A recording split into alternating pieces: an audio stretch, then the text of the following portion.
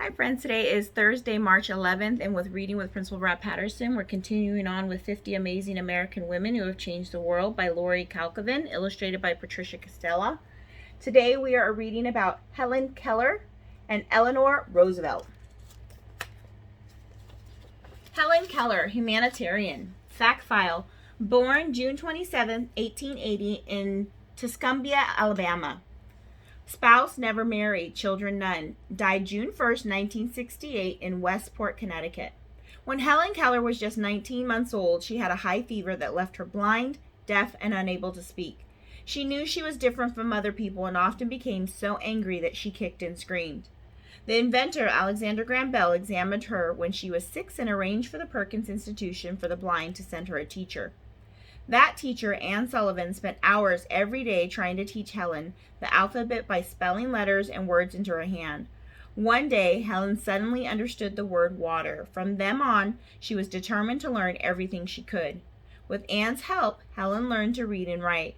When she was 10, Helen heard about a deaf and blind child who had learned to speak, and she wanted to speak too.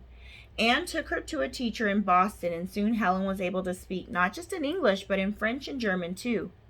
Helen wanted to keep learning as much as possible, and that meant going to college.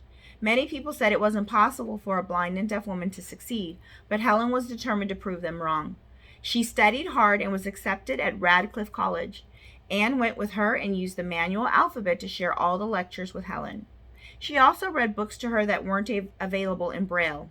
In 1904, Helen graduated with honors. She went on to become a best-selling author and traveled around the globe. She even met with presidents and other leaders. Helen forever changed the way the world thought about people with disabilities.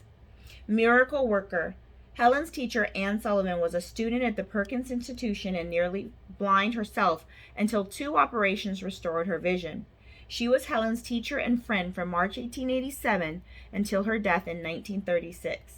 A play about her early days with Helen, the miracle worker, was also made into a popular movie.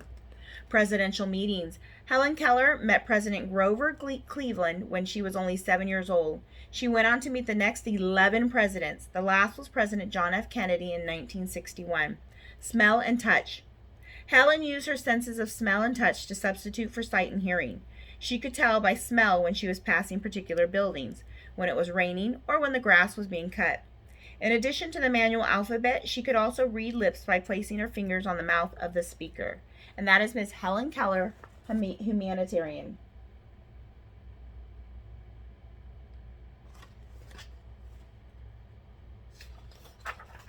Eleanor Roosevelt, First Lady, Champion of Human Rights. Fact file. Born October 11th in 1884 in New York, New York. Spouse, Franklin Delano Roosevelt. Children, Anna, James, Franklin Jr., the first, died in infancy. Elliot, Franklin Jr., the second. John, died November 7th, 1962 in New York, New York. Eleanor Roosevelt's mother thought Eleanor was plain and nicknamed her Granny. As a young girl, Eleanor was shy and often sad. She became even sadder when both of her parents died by the time she was 10. She then went to live with her strict grandmother. When she was 15, Eleanor's grandmother sent her to school in England. Eleanor's teachers encouraged her to read books and to think for herself. 3 years later, a more confident girl returned to New York. She taught classes to the poor in slums and poorest neighborhoods. A distant relative, Franklin Delano Roosevelt, wanted to get to know Eleanor better. After a year of meetings and secret letters, he asked her to marry him, and she said yes. Franklin was elected to the New York State Senate and later took a job in Washington, D.C. Eleanor got involved in politics too. When Franklin came down with polio, a disease that caused people to become paralyzed, Eleanor acted as her husband's legs and ears, since he could no longer walk. When Franklin was elected president in 1932, first ladies were supposed to be their husband's silent partners. Eleanor took a more public role by giving lectures and writing a newspaper column. She championed the rights of the poor, black people, and women, and helped her husband lead the country out of the Great Depression. During World War II, she traveled around the globe bringing hope to the soldiers. After Franklin's death, President Harry S. Truman appointed Eleanor to the United Nations, where she fought for the rights of people all over the world. Uncle Teddy. Eleanor's favorite uncle walked her down the aisle on her wedding day in 1905. He just happened to be the President of the United States, Theodore Roosevelt. Daughters of the American Revolution. Eleanor was a member of a patriotic group called the Daughters of the American Revolution, DAR, that is, until they wouldn't let Marian Anderson, a famous singer, perform for them because she was African American. The First Lady quit the organization and arranged for Marian to give her concert on the steps of the Lincoln Memorial in Washington, D.C. on April 9th, 1939. 75,000 people of all races came to hear her sing. And that is Miss Eleanor Roosevelt, a First Lady champion of human rights.